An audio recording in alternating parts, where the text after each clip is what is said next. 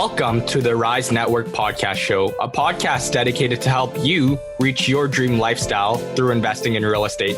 We're going to be sitting down with new, intermediate, and experienced investors to talk all about real estate and how it has changed their lives. If you're looking to scale your portfolio or even just get into real estate investing, you're in the right place. Make sure to tune in. Hello, everyone. You are listening to the Rise Real Estate Investing Podcast with your host, Austin Ye and Mayu. What's going on, everybody? Recording this the Thursday morning that we should have released it by now, but it happens, man. It happens. And it happens very frequently. For sure. We need some better systems in here, yeah? I would just say our schedules are just very busy. Yeah. We pencil this in on a Sunday morning, which we never do. Who wants to ever do something like this on a Sunday morning, right? Yeah. That's kind of our time to spend with our significant other. But we're getting to this now, and hopefully the episode releases right after this. Austin, how's the last week been going, man? Last week has been pretty good. So I am prepping to go on vacation to Banff on Saturday. And so a lot of what I'm doing now is just doing some video training. I've been recording some videos to pass on to my team members and allocating work. One thing that we're struggling on right now is contractors down in the Sudbury area. So if anyone knows any good contractors who's able to get started on work ASAP, do let me know. We have a couple of projects going on now. So we sent over some contractors in the Toronto base to Sudbury, booked them Airbnb and all of that. But then I have another project and they were like, fuck no, we're not touching that because it's too much work for someone who's not local in the area and doesn't have the connections, right? Yeah. They just said hire someone local here. But yeah, that's okay. That's we won't go into that. Yeah, that's basically my biggest trouble right now because it's private money. So obviously it's costing a pretty penny. Yeah. There's good upside on it. Obviously, we turned around 5 of the 8 units, but now it's just a matter of getting the work started and getting it completed quickly because we always mention this private money is expensive. But that's on my plate right now. And how about you, man? How is everything on your end? It's good, man. It's good. This week's been a lot of like mortgage stuff, I think, more than anything in terms of like how much time I spent. We're done like the Chelsea project, a couple like cosmetic exterior work that we're doing. Usually I'm not a big fan of doing exterior work. I love selling a property in the winter because like then you just don't have to worry about it. But this one, like the guy that sold it, like he essentially backed his car into the garage and he hit like the bricks beside it. Right. So it's like, okay, you can't ignore that. Like we have to do this like exterior work, but whatever. So we're getting that done now.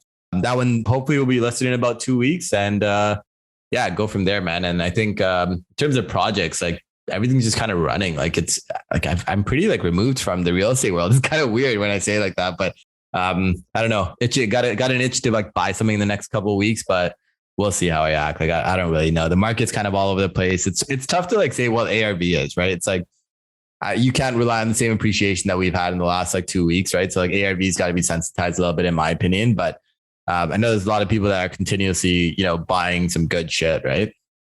Yeah, exactly. And of course, it's hard to find deals now as well, right? Yeah. When you're paying for deals, like it's not like it's significantly discounted, but ARV is somewhat it could be discounted, right? Like it could go down a bit, but your prices don't always reflect that as well. So it is a tricky time. Have you guys found, I'm just curious now in the wholesaling world, have you found that your cost of acquisition or cost of lead, I guess, or like whatever kind of metric you call that, you find it that's gone up a little bit in the last like? Yeah, I mean, it's been continuously, I think over the last couple of years, it's been continuously going up, and it does continue to go up because not only are people more aware the market's hot, that's one thing, of course, but now it's just more competition in general, and you have more and more wholesalers coming in. And by nature, that just means cost per lead is going to go up, right? You're competing against a lot more people. Sometimes they might not just call you because they have maybe 10 flyers and they call 5 of the companies. Whatever the case is, it is getting more expensive. Dispo is still happening, getting a bit more difficult, to be honest with you. However, like good deals still move. Like and I was telling you this earlier offline, we sold a deal sight unseen within 3 hours and had 12 registered sight unseen clean offers. Right. Is this the Guelph one? This is the Guelph one. You messaged me at 8 a.m. the next day and we sent it out at 5 p.m. the day before. Right. And I'd already told you it was sold, but it's a great deal. Still move quickly. Yeah. But yeah, if you're a buyer, there is opportunity out there now. I guess we'll just jump into today's guest today. We have Junaid, and Junaid's doing a little bit of everything. He's only 23 years old and has been investing less than 2 years. Dropped out of university, now is doing incredible things from wholesaling and being a successful wholesaler into now even exploring development projects, multifamily projects, $1 million flips. I mean, this guy's 23 and he's doing things that I've just started breaking into as well. And I've been in the real estate game longer. Super inspirational story. He's not a guy who's afraid to invest in himself and take action. If you are a young and motivated investor, you need to check out for this episode because Junaid did not have a lot of money starting off. He dropped out of university to make this dream happen, and he is accomplishing great things. So make sure you tune into this. And also, I should mention this now, but like, subscribe, comment to this podcast. We're at 85 reviews. We want to get to 100 over the next 3 months. Enjoy this episode, everyone.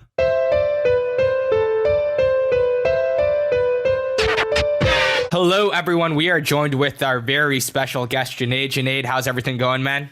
Everything is going very, very well. Mayu and Austin, thank you so much for having me on your podcast. Very excited. For sure, man. Junaid, you're a name that we've seen across multiple platforms, but never had the opportunity to connect with you. So grateful for the podcast for bringing us all together here. Junaid, you're probably one of the, you're a pretty mysterious guy. I just see all these different achievements that you're doing, but why don't you give everyone a quick kind of background on how you got started and what you're doing today? So right now, I am 23-year-old real estate investor. I'm currently... Did you say 23? 23, yeah. Holy shit. I didn't know that. Okay. So right now I am doing this full time. Currently running 2 businesses in real estate. One of them being joint venture and the other being wholesaling. My journey has started a long time ago. I would say not too long because I've been in the game for around 1.5 to 2 years. But yeah, that's a little summary of my current projects because most of my deals currently I'm working on are in Niagara Falls. I am working on a few flips in bigger markets like Oakville, Mississauga. But a lot of my birds, I would say, is in the Niagara region. You come a long way from in just 1.5 to 2 years, right? You have a bunch of rental units, you're doing flipping, you're wholesaling.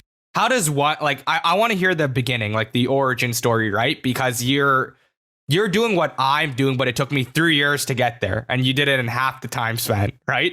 So let's dig into kind of your early journey before you got started into real estate, and let us know what was the deciding factor that got you started into investing. So I will start from the very beginning. I'm originally from Pakistan. Came here in 2009. When I first arrived, we lived in an apartment building like anyone else. And 5 years in, we decided to buy a small, townhouse in Toronto. But I think that's when one of our stuff shifted because the mortgage broker we were using for that property, found out that we were a little new and took advantage of us. So we ended up not having the house that we were buying, and we lost our apartment as well. So we were completely stranded, right?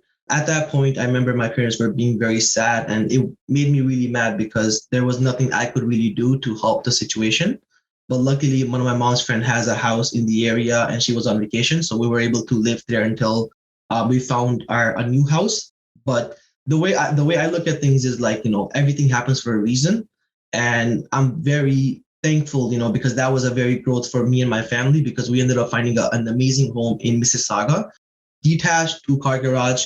The funny story was that was actually a motivated seller who was looking to sell because he was actually based out of America, and he already sold the property to someone, but two weeks before closing, the pipe burst on the second floor washroom and the property was flooded, and the new buyer ended up backing out. So we were able to pick that house up. And yeah, so that's how I shifted to Mississauga. That's where we moved. And I attended all of my high school in Mississauga and went to George Brown College to study construction engineering, where I got my advanced diploma.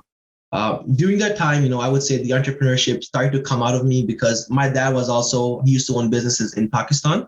And when he arrived here, he worked under someone for about a year and started his own business in Toronto for luggages and cell phones. And I would say that's where a lot of my entrepreneurship came out of as well, because I would take things from a store and put it on Facebook, on Kijiji. And at that time when I wasn't working, I would be selling, I've sold anything from chains, shoes, watches, glasses, anything you can name of, I probably sold.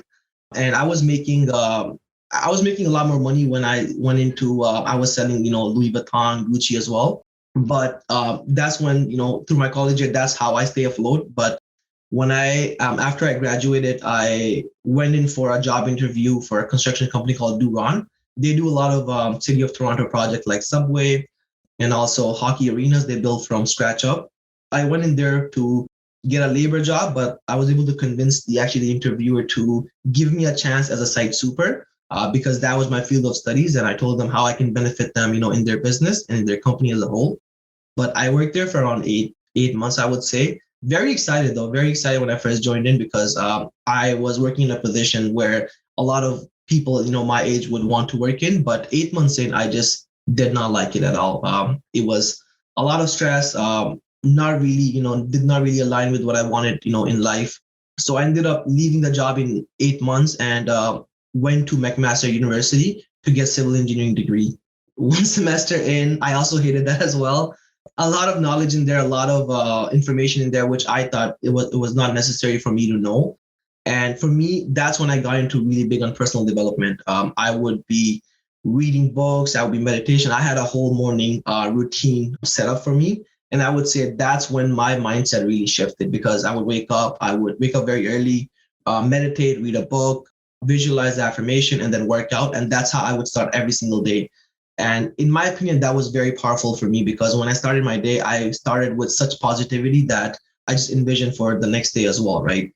So I was there, did not like it at all. One semester in, back of my head, I just wanted to really quit and just figure things out as I went.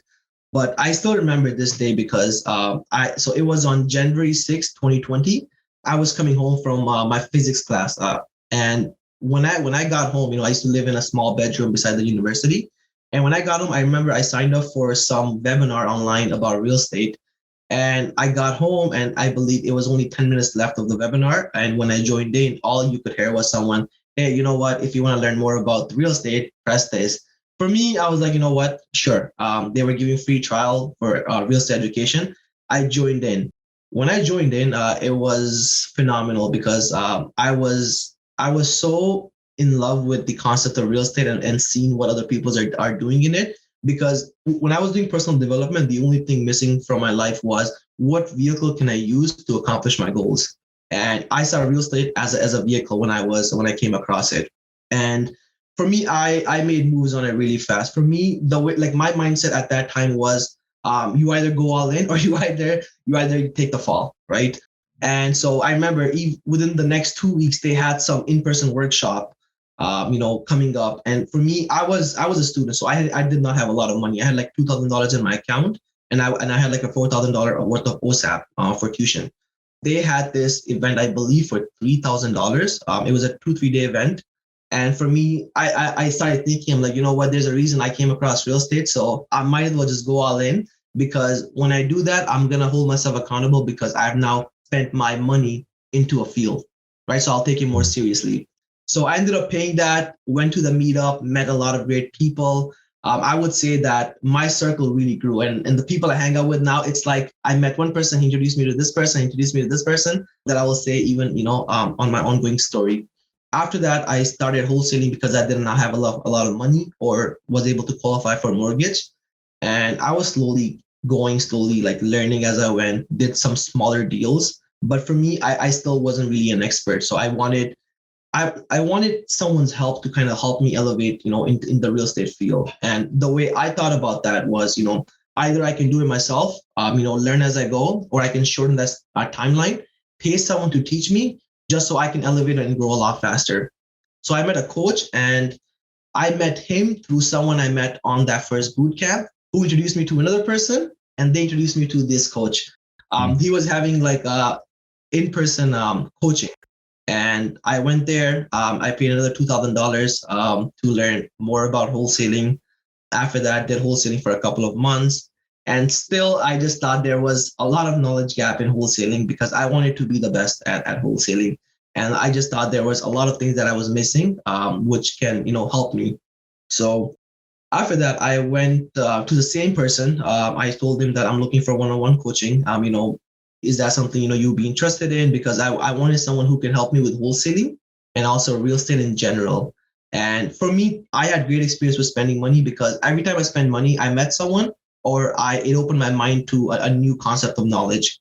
So, and then after that, I spoke with him and he told me that in order for him to teach me, he's going to have to charge me 15K.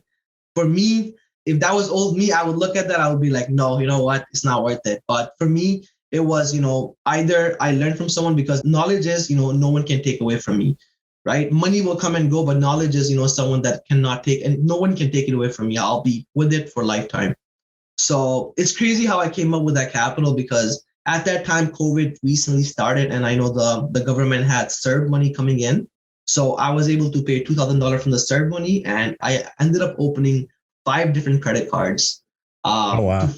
At that point, you were making money on the wholesaling side too, right? Or no? Very little, very, very little. Okay. I was kind of like a bird dog for some people. Yeah.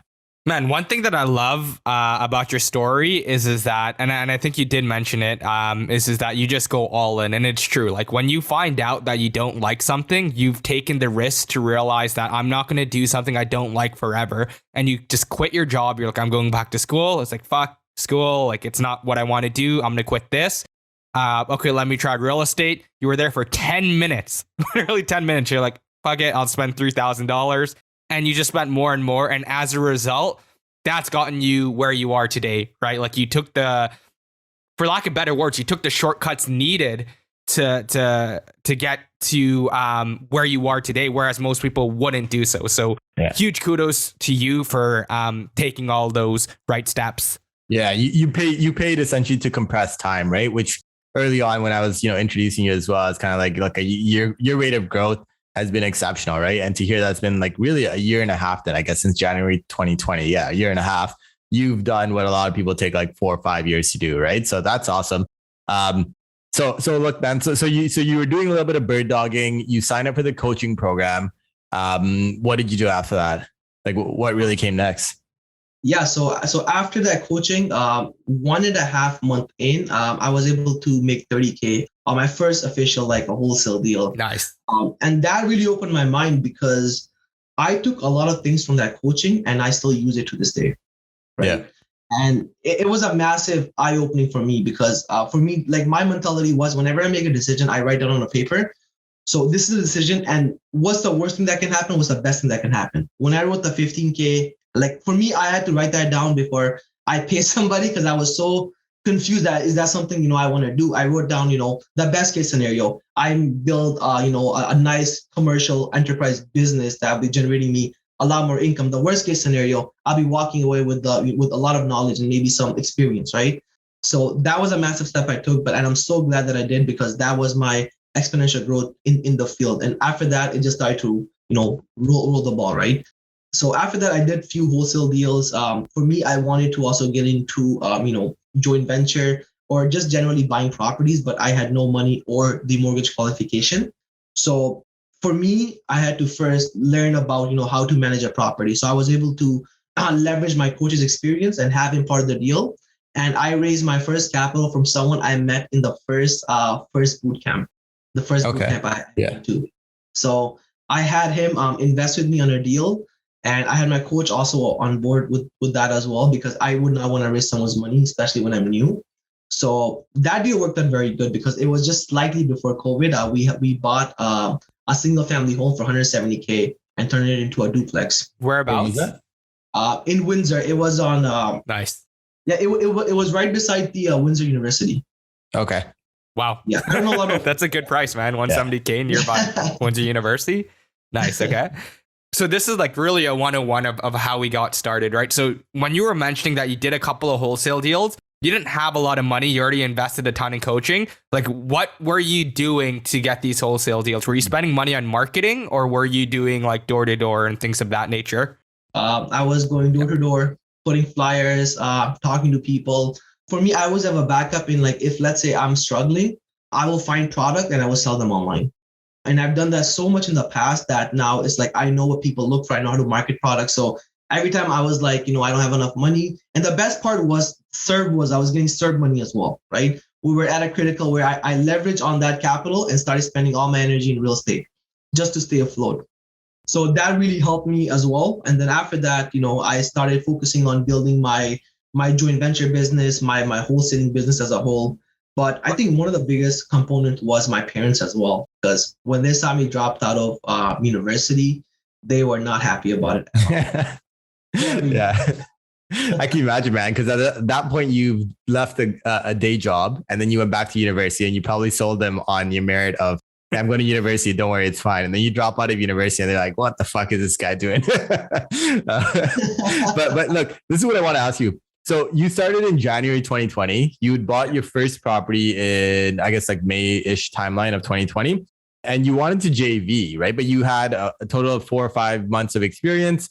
How do you like attract or convince someone to invest with you? Is it just a deal? Like, did you just get a really good deal? And therefore, like, if you get a really good deal, shit, like anyone will fund it, right? So very good question, because it's your first property too. Yeah.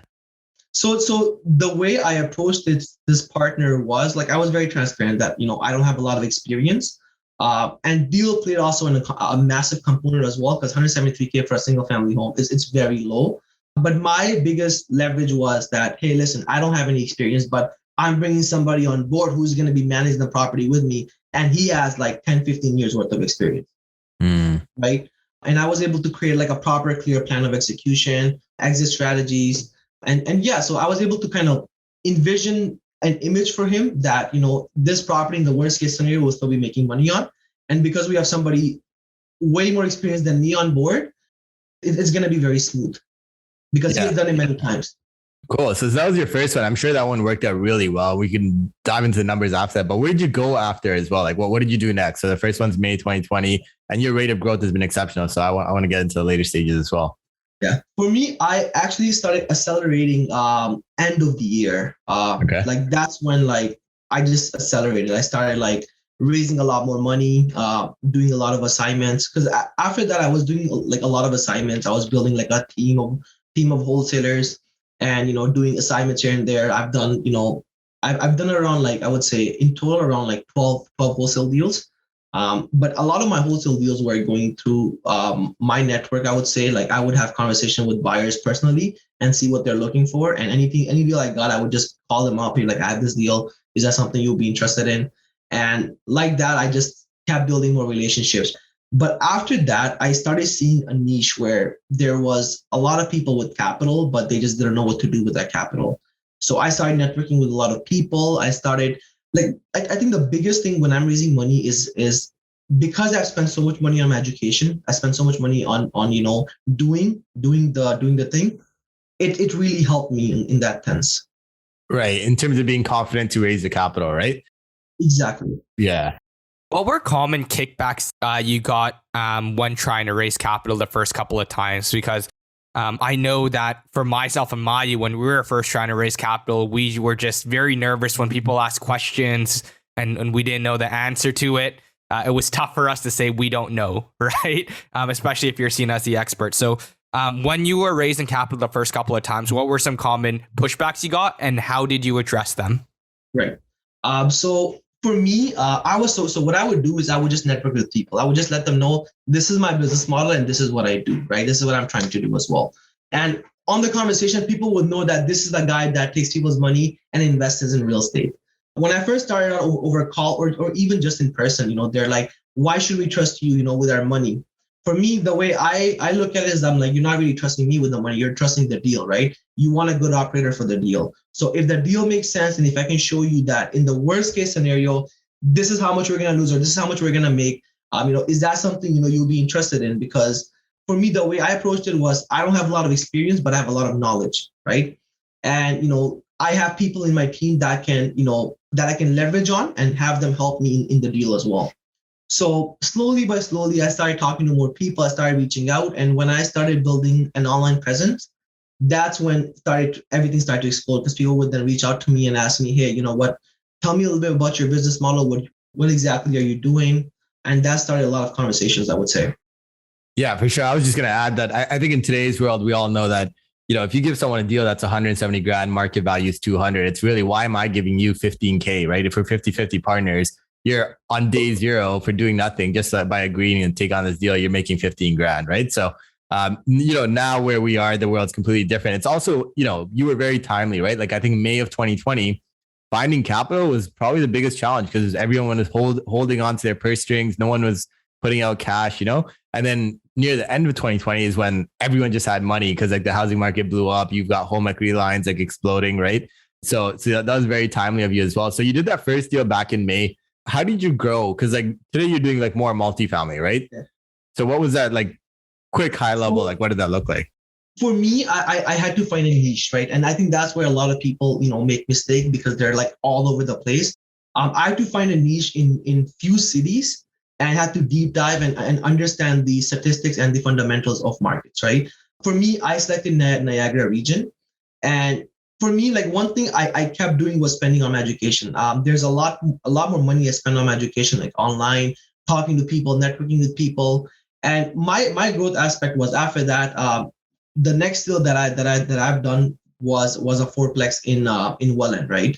And for me, the way I raised money for that was online marketing, right? Online space. One of the things that is massively overlooked when raising a capital is online space, right? If you have a reputation online, people will reach out to you. Because I remember my first partner reached out to me. I remember over a call. And I was talking to him. I didn't know he wanted to invest with me, but I was just having a normal conversation with him. He's like, come to my house. I like you. I've seen your videos. I've seen your content online. Come to my house. We'll have a conversation. I'm like, okay, sounds good. I go to his house and, he's telling me that when he started out, somebody helped him grow into the field. He told me that he sees potential in me. So he's willing to invest with me, right?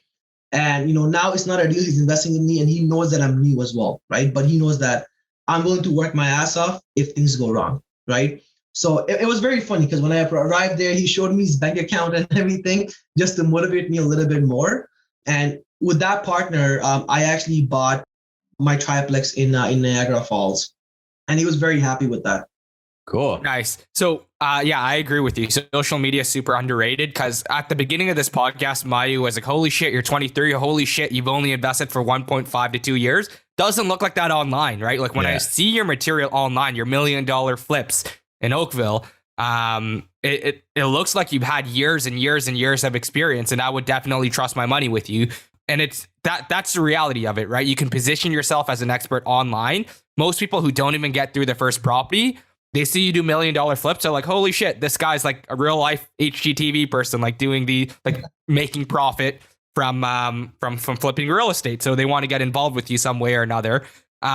Sorry, Maya, you wanted to ask something. No, I was just going to say that you're right that social media is completely like game changer, right? For a lot of people. But I think the way you go about social media is also important, right? I think you've done it right where like you provide value, right? It's not like you're making like bullshit, like reels, like I don't even know how to like describe that stuff, right? But you're providing value in the videos and you're educating people and therefore like people trust you and you build a relationship with them, right? It's always better to have like 500 legit good quality followers than it is to have like 10,000 people that are just like kind of like kicking the can, right? So I think you did really good on social media. That's why I had no idea you were only doing it for a year and a half or your age for that matter, right? I could tell you're pretty young, but still. Cool, man. That triplex property that you were talking about, what were the numbers on that deal like? So with that property, it was a very funny story. So that property was actually on market. They listed for $480 and they were holding offer, I believe, for a week. And I went in there the second day. I saw it and I absolutely fell in love with it. I'm like, I want this because the zoning on it was DTC, right? Tourist or deferred tourist commercial or TC. So it's a very, very good zoning in Niagara, right? And just going back to when you're focusing on one market, when you find a gem, right? So this was a gem for me.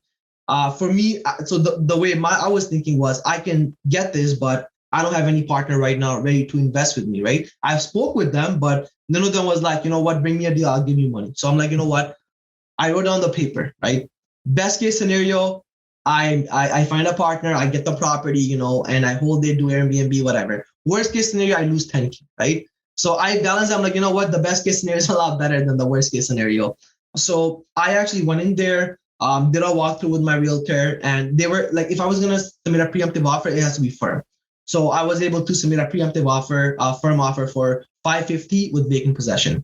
And they said they liked the offer, but they just didn't like that I wanted vacant possession. So they countered me back at, okay, $550, but no vacant possession. I increased that price to $580, but with vacant possession. I didn't know what to do with tenants, right? Because I was very new. at that point, they're like, you know what? We still like the offer. We still like the number, but we cannot give you vacant possession. I'm like, you know what it is. Okay. So I submitted another offer 510, but I'll take the tenant. Funny story. They actually accepted that offer. Wow. Yeah. and the best part was like, so I pushed the closing out 3 months. I took it to that person I was telling you, my partner, and I told him that, this is a good deal, but I was so scared. I would say I was so scared. I'm like, did I make a mistake? Did I just did something that I don't know what I did? Right. So I was very confused. But he's like, you know what? I'll fund it. Looks like a good deal. You have good exits. You have, there's a lot of potential with this, right? So on the day of closing, because I pushed the closing out 2.5 to 3 months. On the day of closing, every tenant left. Everyone left. The whole property was sick. And why did they leave? Right? Because like what happened there? I'll tell you. So this is one of my tactics that I use in when I do a walkthrough on properties. I usually take my girl with me to the property, and we both talk like we're moving in, right? So in front of tenants, we're like, hey, you know what? We can't wait for our kids to play in that room. We'll do this, and we'll convert single. So when they hear that, I'm not telling them that we're moving in there, but they hear that, they're like, you know what? They're probably moving in here. They're gonna kick us out, so we should start looking for places. And that's what happened. I knew I was gonna get 1 unit vacant because he knew that I was kind of moving in, right? But after that, everybody left when I got there. I was so confused that everyone left because I didn't prepare for that. So everyone left. It took me 2.5 to 3 weeks to plan the renovation because I just wanted this to be like perfect and good, right? Like because this was gonna really like base my reputation in the market to my partners and everyone else, right? But I would say that this deal I picked up was phenomenal. Now I'm looking at it, I'm like, wow, like it's a really good deal. That's awesome, man. So that strategy that you mentioned earlier, I would say really works primarily if your closing is further out. If it's like a month, most tenants aren't going to be able to find a place and move out in a month, right? So it was perfect for you because it was 2.5 to 3 months. For a lot of people, that's ample notice to search for a place, and even just leaving a little bit of doubt in their mind to find a place. But nonetheless, so this was a triplex completely vacant. And was the game plan to Airbnb it, or did you decide to rent it out as is? Right. So right now, this triplex is currently still in the renovation right now because I pushed the clothing out I would say 3.5 months I pushed the clothing out too. So right now we're fully renovating this property. We're doing full gut, and our plan is the upstairs. We're going to be doing Airbnb. So upstairs is like a 3-bedroom upstairs with a kitchen and washroom. Downstairs is a 1-bedroom and an office. We're turning that into a 2-bedroom. The other unit it's a 1-bedroom that we're turning into a 2-bedroom and a little office space. So right now, 1 unit Airbnb, but slowly we're gonna be turning this whole property into Airbnb because it's like you can walk to the main hub. Yeah, that's one thing I find with Airbnb is that your deal has to be better if you want to BRRRR it because your rental quality must be significantly higher than a BRRRR, and that's what I'm facing in some of my projects right now where Mayu and I are used to lipstick renos where it is good, but like it's not the best if you compare relative to Airbnb projects, right? So I'm like, fuck, now I have to be willing to spend a lot more money to make things look really nice, but you make that back into cash flow over the long term. Yeah, absolutely. If you leave a little bit of a net investment there with your cash flow so amplified, like you could be talking about a 1 or max 2 year payback period anyways, right? So that's dope, man. So I'm just curious, like, what are you doing today? So that triplex was last year, 2020? No. So that was I actually started buying properties for myself, like I would say end of last year, because I was learning, I was educating, and I was doing wholesaling. So right now I have a few products, right? So right now I have the one in Oakville. We bought this for around 100 and 115K. Put in around. Wait. Wait, you bought a project for Oakville property for less than 200K? No, 800. Oh, 800. Jesus Christ, I heard 115K. I was like, bro, I'd fund that. Holy fuck. Okay. So 800 grand. So when you're buying flip properties like that, are you going conventional financing, or you find you have to go private? I usually go with private or B lenders. Yeah. Okay. So like honestly, I've stayed away from like those like 800K price points just because like, I don't know, 800K private is like, what is that? Like your monthly bleed must be at least like $6,000 or something, somewhere in that ballpark, right? It's a heavy bleed, but I'm sure the returns are worth it. If you're saying 800 grand in Oakville, And then I'm assuming your ARV that you guys are projecting out is well over like $1 million. So we were projecting like a million, 10 million, say around 1,010,000. Yeah. It was a small townhouse. Yeah. Okay. We put in around 55K in renovation. We did So pretty good. Kitchen, washroom, flooring, everything in there, right? So and we recently sold this for 975. Okay, it's not bad. Yeah. So still good chunk of profit in there. And so we got this loan at 7%, right? So interest only. And like for me, the way I look at it is if the number makes sense, because I bought it in a very high desirable neighborhood.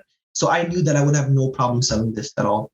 Yeah. Yeah. And there's multiple approaches to flipping, right? One is you just do a bunch of flips in a given year. Even if you make like 30, 40 grand per flip, like if you do like 10 of those in a year, shit, that's a boatload of money, right? So that's solid, man. Yes. So you've got the Oakville flip going on. And what else do you got? So that triplex in on Buchanan in Niagara Falls. So 510 we bought it for. We're putting in around 110K in renovation, full gut, new kitchen, new washroom, everything is going to be new in there. We're also doing outside work for that property as well. And I had few realtors that actually walked that property with me, and we're projecting the ARV for this is going to be around 750 to 850 in between there.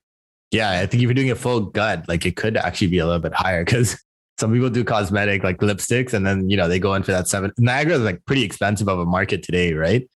And even on that street, like there was a little small property that sold for 650, right? So it's that's one of the projects I'm working on currently in the renovation. I bought another one on McRae. That's a fourplex.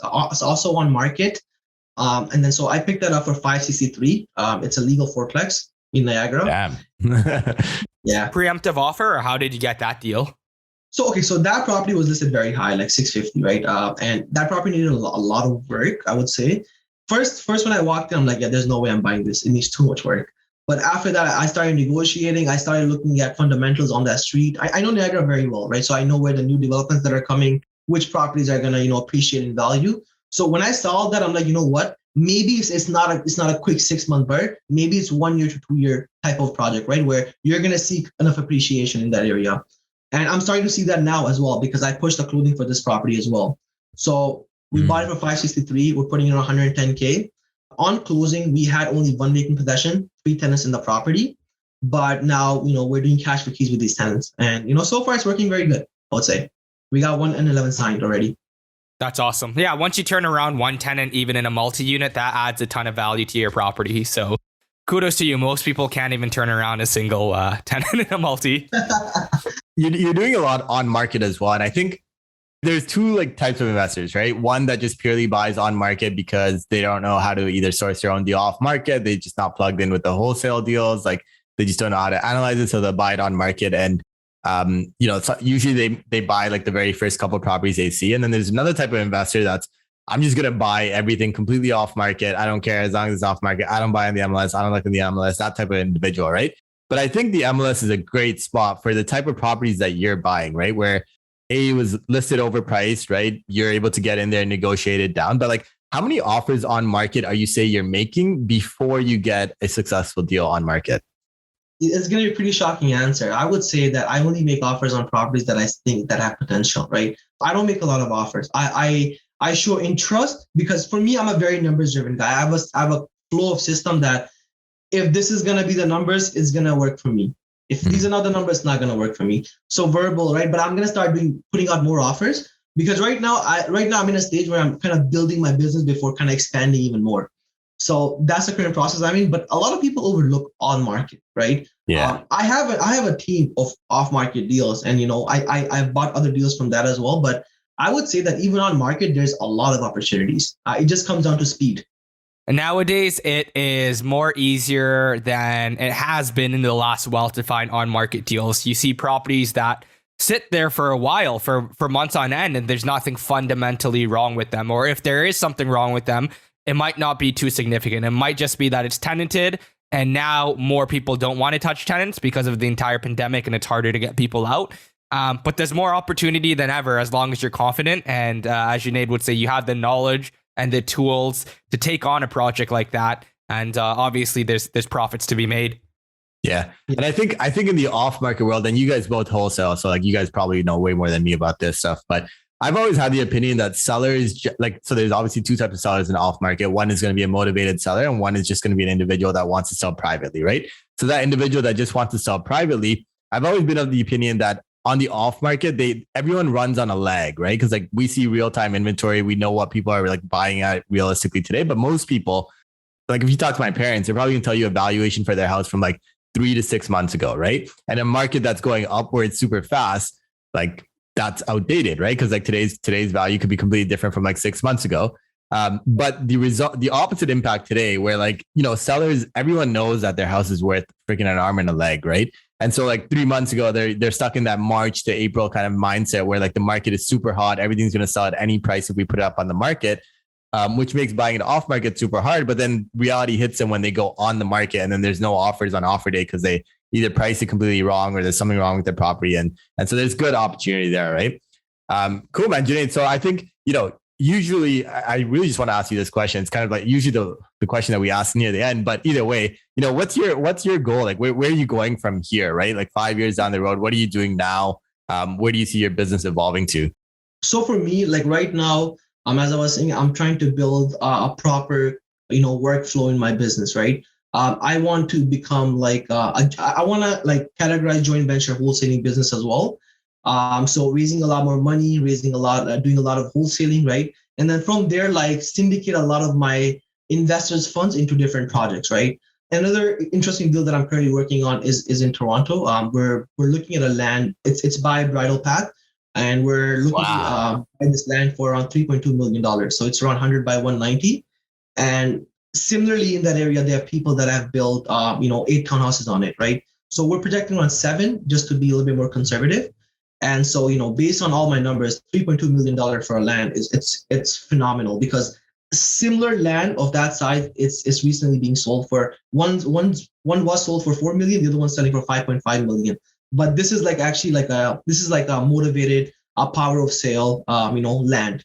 So that's one of the projects that I'm currently working on, right? I'm trying to move into a little bit bigger stuff as well, like developments, smaller developments. Little bit bigger is an understatement. That's in Bridle Path. Shout out to Drake's new album, like Certified Lover Boy. He had that song 7 a.m. in Bridle Path. North York? Like North York Bridle Path. Yeah. Yeah, like the fucking place that Drake lives at. Yeah. Yeah, man. For me, like I look at things. If the numbers make sense, I can organize a team around that, right? I feel like any project is doable if you have the right team and right people in your network, right? So that's something I'm looking to move into. Right now, you know, I got 2 projects in Niagara that I'm currently finishing off as well, and I bought another one in Port Colborne, creative financing. But long-term goal, create like a big mega business, right? Someone I really look up to is Grant Cardone. So trying to kind of flow where he's going with this business to kind of follow that streamline. Well, it's good. You've got to end in sight, right? Like a lot of us just kind of grow out our business really not knowing, what does the ideal future state look like? It looks like you've got your future state in mind and you know what you want to climb to, especially with like the loan, like not loan syndication, but like investor syndication and moving into, I'm assuming probably either it looks like you're moving to the development space, but I guess bigger multifamily is also in the horizon for you as well. Yeah, that's my end. I would say my end goal. For me, I don't have like where I'm going to stop. I'm very young, so it's like I'll keep going when I'm like, you know what, this is enough. I have enough, things on my plate, so I can just kind of retire. But my end goal is automate my whole business, where I'm the brand of the face, and I'm just growing the business from there. That's cool, awesome, man. Yeah. Second question here is that if you won $10 million and you had 7 days to spend it, how would you spend it? And it cannot all be on real estate, by the way. I always have to say that. Good question. So I only have 7 days? Yeah, you only have 7 days. I know we don't mention that to our guests. We tell them, like when we email them, we just say 10 million. I know, I was so confused. But now we got to add the 7 days and kind of mix it up. For me, I would first of all, I would spend $1 million on my business, grow my business, try to grow as much as I can in 7 days. Spend another $500K on my education. I would go learn from anyone who's killing the game and learn from them, right? Spend $500K, with my family, get them, like send them on a trip, because I feel like, we will be working too hard lately, and, they want a peace of mind as well. So, going on vacation with them. For me, I didn't know 7 days because my plan was also to private lend a lot of my money, and also donate to a lot of developing countries as well. And I would say that that's another fact that a lot of people overlook, donation, right? I would say that, when you're running a business and you are syndicating some of your funds towards donation, the way I look at it, a lot of it, comes back in a very positive way. And I've spoke with a lot of successful investors, and they have told me the same thing.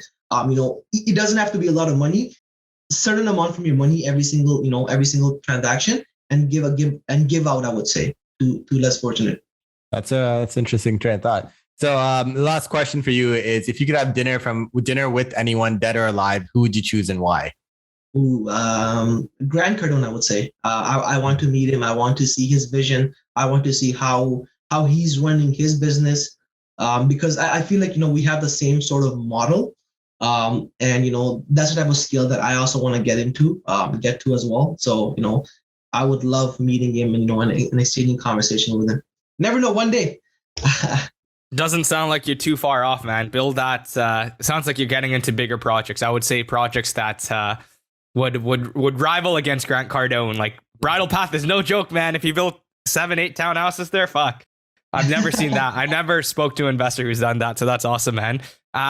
Anyways, Junaid, I appreciate you coming on here. You are an extremely motivated individual, and it's phenomenal to think of the things you can do at 23 years old. At 23, I just graduated university and was just about to start my full-time job. And at 23, you already have 2 businesses that you're operating, plans to grow and create multi-million-dollar revenue streams. So huge kudos to you, man. And I know that your life wasn't handed easy, but you dealt with the cards that you were dealt with. You took your hand, and you were still able to play. Poker with it and get a full house. So that's awesome, dude. We're going to have you on in future podcasts. But in the meantime, if anyone wants to reach out to you and discuss any of the major projects that you have going on, how could they do so?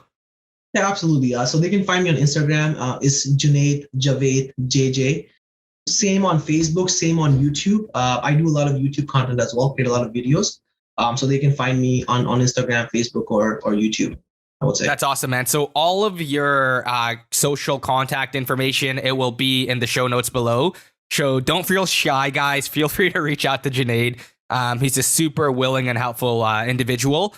And until next time, everyone, make sure to invest smarter and live better. Take care.